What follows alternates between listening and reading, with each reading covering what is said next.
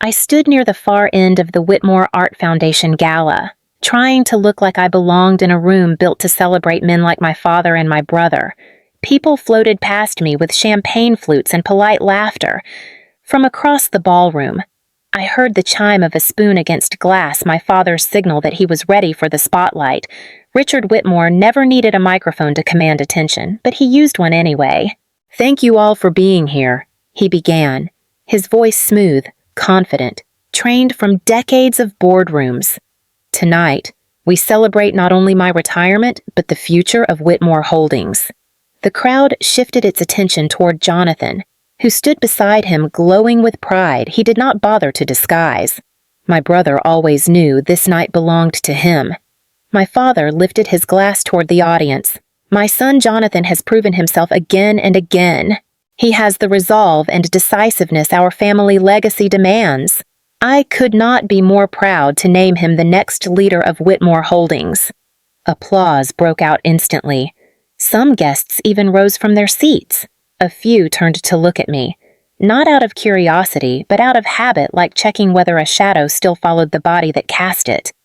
Jonathan shot me a grin that said everything. "Stay in your place." "Caroline." My father waited for the clapping to die down, then shifted the microphone slightly. "And my daughter," he added, almost as an afterthought, "has always walked a gentler path, a quieter one. Some Whitmores lead with strength, others support from elsewhere." A few guests chuckled in that uneasy way people do when they sense cruelty disguised as civility. My mother looked down at her glass, swirling the wine as if searching for a version of herself that might have spoken up. My cheeks warmed, not from embarrassment anymore, but from something colder and sharper recognition. I had heard variations of that sentence my entire life. Jonathan leaned closer to his circle of admirers. "Do not mind her," he said just loudly enough. "Caroline prefers the shadows." I exhaled and stepped back from the table. "I am going to step outside," I murmured, though no one asked. My father raised an eyebrow. Jonathan smirked, and my mother's eyes briefly flicked toward me before retreating again. As I walked toward the exit, the applause behind me swelled once more for Jonathan. The sound seemed to follow me down the corridor like a reminder of every moment I had been told I was not enough.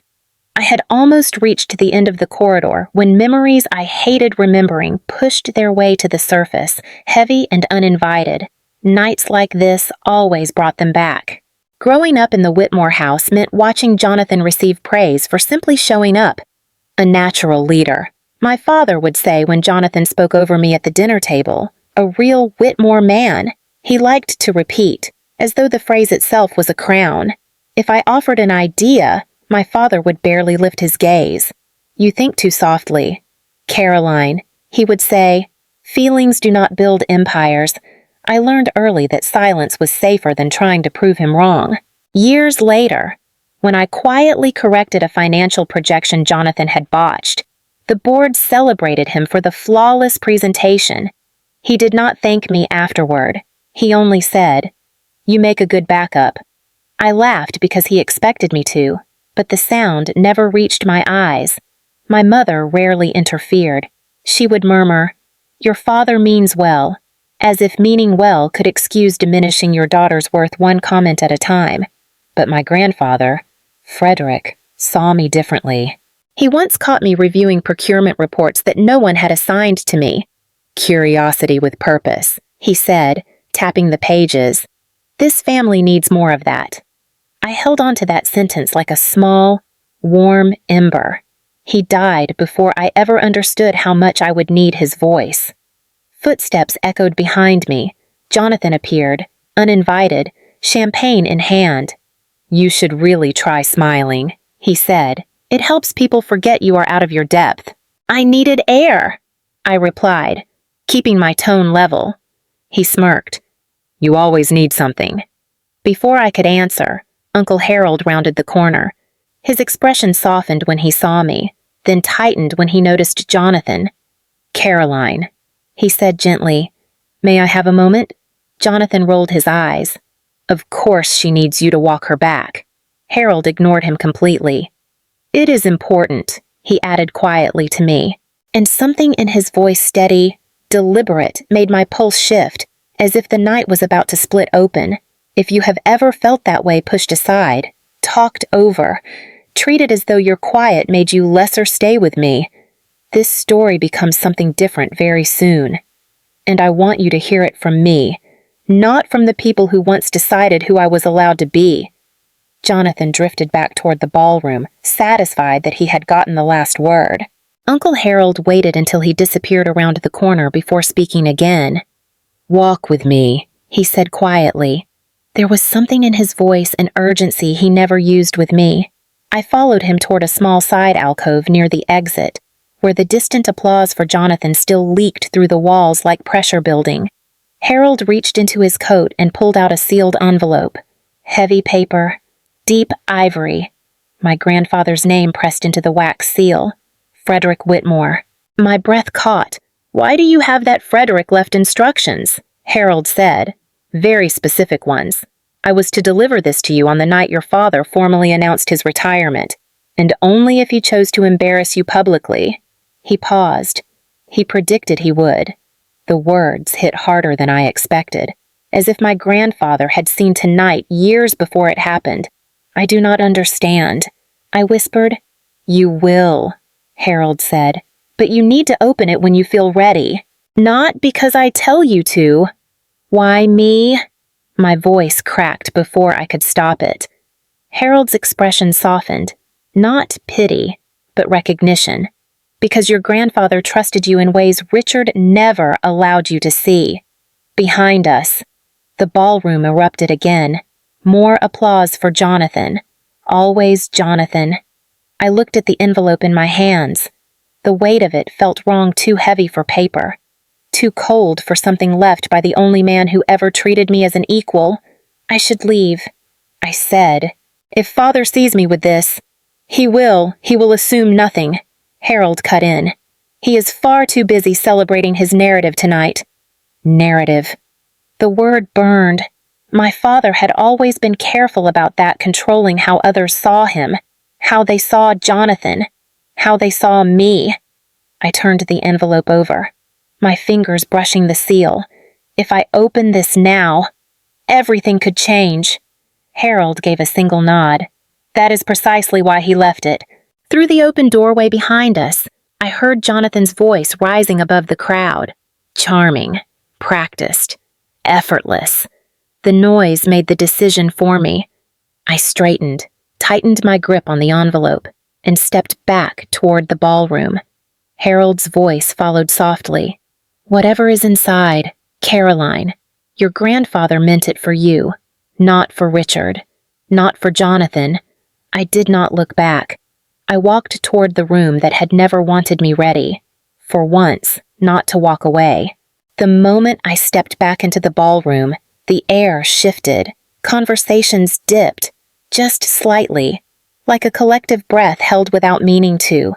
I kept my chin steady and moved toward my family's table, the envelope heavy in my hand. Jonathan saw me first. His smile curled with satisfaction. "Back already," he said. "Could not stay away from the spotlight after all." I pulled out my chair without answering. The scrape of the legs against the polished floor was louder than it should have been. Elaine, my mother, glanced at the envelope, just one flicker of her eyes before looking away again, retreating into practiced stillness. Richard lifted his glass at me, feeling calmer now. "Caroline." His tone was polite enough to fool strangers, but sharp enough to slice through me. These events can be overwhelming for someone less accustomed to leadership. The table offered a few careful laughs, but most people pretended not to hear. Old money etiquette when cruelty is subtle. Silence becomes complicity. I placed the envelope on the linen tablecloth. That small motion drew more attention than any words could have. Harold took a seat one row behind us, not close enough to stand with me, but close enough to signal he was watching. Jonathan leaned in. "What is that?" "Something grandfather left for me," I said. His smirk faltered. "Left for you." "Why?" "I suppose we will find out." My voice surprised me steady. unhurried. My father scoffed. Frederick had a sentimental streak. I am sure it is harmless. A letter, perhaps. Something poetic. He clinked his glass lightly. He always worried you felt overshadowed. The dismissal tightened something in my chest, but this time, the hurt did not swallow me. It sharpened me. I slid my thumb beneath the seal. The wax cracked softly. The sound made Jonathan straighten in his chair. "You are really opening that here?" he asked. "Yes," I said. "Here." A ripple moved across nearby tables as I lifted out the pages, thick paper, ink dark and deliberate. My grandfather's handwriting filled the top line. I stood. Richard's voice cut across the room. "Caroline, sit down. This is not the time." "For once," I said, turning toward him. "I will decide what the time is." Jonathan's jaw clenched. Elaine's fingers tightened around her glass. Harold watched with quiet, immovable certainty. I unfolded the letter fully, the edges trembling not from fear, but from something long dormant inside me finally waking. The room fell quiet the moment I lifted the first page. It was not the dramatic hush of a staged performance. It was the uneasy stillness of people sensing that something important was about to rearrange itself. I read aloud, my voice steady. To my granddaughter, Caroline Elaine Whitmore. A ripple cut through the guests closest to us. Jonathan's face drained of color. Richard's hand froze midway to his glass. I continued before either of them could speak. "If you are reading this, it means I am no longer here to stand beside you, but I have never once doubted that you would find your voice when the time arrived." Jonathan barked out a sharp laugh, brittle around the edges. "This is ridiculous!" Grandfather wrote letters to everyone. "No," Harold said from behind him. His tone clipped. "Not like this." I read on. "I have watched you since you were a child, quiet, observant, seeing everything your father refused to acknowledge. Your strength was never loud. Caroline, it was honest. And in this family, honesty has become the rarest currency." Richard finally rose from his seat. "Enough. This is sentimental nonsense. My father romanticized whoever happened to agree with him, and I cut him off. You were not mentioned yet." "Father, but you will be." The room tightened around us. I looked down and continued. "There was a time, many years ago, when Whitmore Holdings nearly fell because of a reckless expansion, an expansion Richard insisted on despite clear warnings." Gasps rippled through the tables. Richard stiffened. Jonathan shook his head. "That never happened." Harold stepped forward. "It happened. I was there. Frederick salvaged the losses quietly to protect the company's reputation." Richard snapped. "I rebuilt that division. I saved this family." I kept reading. "I agreed to cover the damage on one condition, that my granddaughter's future not be dismissed. If Caroline proved herself willing to carry this legacy with integrity, she was not to be cast aside for appearances or convenience." Jonathan shot to his feet. "This is insane! Grandfather was misled." He knew exactly what he was doing," Harold said, "and he documented everything." I raised the final pages. Enclosed are the trust directives transferring controlling shares of Whitmore Holdings to Caroline Elaine Whitmore upon Richard's official retirement. These instructions are binding, notarized, and witnessed. They are to be honored without exception. Silence slammed into the room. Richard's voice cracked. "Controlling shares. That is absurd. You are not suited for this. You never were. I met his eyes. And yet grandfather trusted me more than he trusted you." Jonathan grabbed for the papers, but I stepped back. "Do not touch what was never meant for you." A low murmur spread through the crowd. Shock. Disbelief. A few scattered acknowledgments of truths long suspected but never spoken. Richard's hand shook as he pointed at me. "You are ruining everything." "No," I said quietly. "I am revealing it." The words settled over the ballroom, heavy but unmistakable. And for the first time in my life, the weight was not on me. It was on them. Richard steadied himself on the back of his chair, the tendons in his hand standing out like wires pulled too tight. "This is not real," he said, voice low, strained. "My father would never undermine me with legal traps." Harold stepped closer, unhurried and precise. "It is not a trap. Richard, it is a safeguard." Frederick knew what he was doing. Jonathan's eyes snapped toward him. "You are siding with her now. After everything this family gave you." Harold did not flinch. "Your grandfather gave me a responsibility, and I am fulfilling it." Jonathan looked ready to explode. "She is not fit to run a company. She hides in back rooms reading reports she has no authority to touch." I kept my voice even. "Those reports were full of mistakes you did not catch." His face darkened. "You sabotaged me. You sabotaged yourself," I replied. The murmur in the crowd swelled judges, donors, longtime associates of the Whitmore name. They were no longer applauding Jonathan's easy charm. They were listening to every word falling between us. Richard thrust out a hand toward the trust documents. "Give those to me." I did not move. "They are not yours. That company exists because of me." Richard's voice cracked through the ballroom. "My sweat, my sacrifices, my name." Harold lifted another envelope from his briefcase. "And here is the signed agreement from 20 years ago, confirming that your father rescued Whitmore Holdings from collapse. You promised then that Caroline would not be erased from succession." A gasp cut across the room. Jonathan shook his head violently. "This is a setup. She manipulated you. She has always manipulated enough." I said. The word was quiet, but it sliced through Jonathan's shouting like glass cracking under heat. Richard turned his glare back to Harold. "If you think the board will accept this, you are delusional." Harold's expression remained calm. "The board has already been notified. You announced your retirement publicly tonight. That announcement triggered the trust. Legally, your control ended the moment you stepped on that stage." A sharp breath moved through the crowd, shock mixed with realization. Richard staggered back as if Harold had struck him. "You cannot do this to me. I am not doing anything to you." I said. "Grandfather made this choice long before tonight." For a moment, no one moved. Then Richard swept an arm across the table, sending glasses crashing to the floor. Shards scattered in every direction. A few guests gasped. Someone pulled out a phone. Jonathan rushed forward. "Dad!" "Stay away!" Richard growled. He looked smaller, suddenly smaller than I had ever seen him. I lifted my grandfather's letter again. "You cannot intimidate this out of existence." Richard's breath came ragged.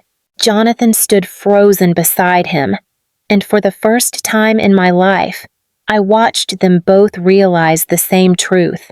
The power they believed untouchable had slipped out of their hands, and it was not coming back. Jonathan stood rigid beside our father, his fists clenched as if holding himself together by force alone. Richard's chest rose and fell in shallow, angry bursts. No one approached them. The guests who once hovered around them like satellites now kept a cautious distance, whispering into their sleeves, eyes darting between me and the fractured men who had ruled this family for decades. My mother remained seated until the room settled into a tense hum. Then she rose slowly, her hands trembling just enough for me to notice. She had spent her entire life smoothing conflict, burying tension, swallowing truth. I had never once seen her stand between me and my father. She took a step toward me. "Caroline," she said softly. Jonathan let out a harsh breath. "Mom, do not start." Elaine turned her head, and for the first time I saw something unfamiliar in her expression: resolve. "Jonathan, enough." The word froze him more effectively than any threat I could have offered. She faced me fully then. "Your grandfather always believed in you," she said. "He told me so many times. I should have listened. I should have protected you." Richard barked out a humorless laugh. Protect her from what reality? Elaine ignored him. Her gaze stayed on me. I let your father decide who you were allowed to be. That was cowardly, and I am sorry. My throat tightened, not from pain, but from the shock of finally being seen. Jonathan stepped closer, desperate to reclaim ground. Mom, she is tearing this family apart. No, Elaine said. This family was cracking long before tonight. Her voice was quiet, but it carried through the room like a shift in gravity. Richard stared at her as though she had betrayed him in the deepest way possible. I swallowed hard. Thank you. I managed. Elaine reached out and touched my arm. It was the smallest gesture, barely more than a brush of her fingertips, but it was the first time in my life she had touched me in defiance of my father. For a moment, between the wreckage of everything they tried to hide, something steady formed something worth holding on to. I kept my grip on my grandfather's letter, lifted my chin, and prepared for what had to come next. Harold stepped beside me, his voice low enough for only me to hear. Your grandfather did not leave you that letter just to defend yourself. He left it so you would claim what is yours. The words settled into me like a steadying hand. I looked toward the stage where my father had stood minutes earlier, tall, confident, certain the world still revolved around him. Now he sat hunched in a chair, fingers pressed to his temples, as if the room had become too bright. I walked toward the steps. Jonathan's voice cracked across the ballroom. Caroline, do not do this. I did not look at him. It is already done. When I reached the podium, the murmurs softened into silence. Hundreds of eyes stared back at me, curious, unsettled, waiting. For the first time, I felt the weight of their attention not as pressure, but as clarity. I lifted the letter. My grandfather, Frederick Whitmore, left instructions regarding the future of Whitmore Holdings. These directives were notarized, witnessed, and filed. They are legally binding. Richard slammed his palm on the table. I built this company. You are nothing without me. I met his gaze. Grandfather disagreed. A few guests covered their mouths. Others exchanged looks they had been afraid to show for years. I continued, voice steady. As of my father's public retirement announcement, controlling shares of Whitmore Holdings transfer to me, effective immediately. A sharp breath moved through the crowd. Shock. Disbelief. A few murmured approvals. Jonathan shook his head. You cannot lead this company. Harold's voice cut in from below. She can, and she will. Frederick chose her because she understands integrity. I looked out at the room, not searching for approval, only direction. My name is Caroline Elaine Whitmore, I said, and I will lead this company without fear. Silence followed, not empty, but shifting, reshaping. This time, no one clapped for Richard. The ballroom thinned out slowly, clusters of guests slipping toward the exits with hushed voices and careful glances. Jonathan stormed out first, muttering curses under his breath. No one followed him, not even the friends who once orbited him like planets around a sun. Richard remained seated, staring at the shattered glass on the floor as though he could glue himself back together if he stared long enough. He did not look at me. He did not look at anyone. Elaine stepped beside me. You handled yourself with dignity, she said. It was not praise, just truth. The first she had spoken to me in years. Harold approached and rested a steady hand on my shoulder. Frederick believed you would rise to this moment. He was right. I nodded, clutching the letter gently. I will not run this company the way my father did. You will not need to, Harold replied. You are not your father. I looked around the room, the remnants of applause, the faded grandeur, the echo of a dynasty finally shifting its weight. For once, I felt the ground beneath me as something solid. This story, painful as it was, belonged to me now. And if you have listened this far, if any part of my voice has reached a part of you that has ever been overlooked or pushed aside, then stay with me. There is more ahead. More truth. More reckoning. More rebuilding. I stepped away from the podium, The letter pressed to my heart. The Whitmore legacy had been built on fear. I would rebuild it on something far stronger. And if you want to hear what happened in the days that followed, how the board reacted, how Jonathan fought, how Richard tried to claw back power, make sure you stay with me. Like the story. Share it if it speaks to you, and leave a comment if you have ever felt invisible in your own family. I want to hear your voice too.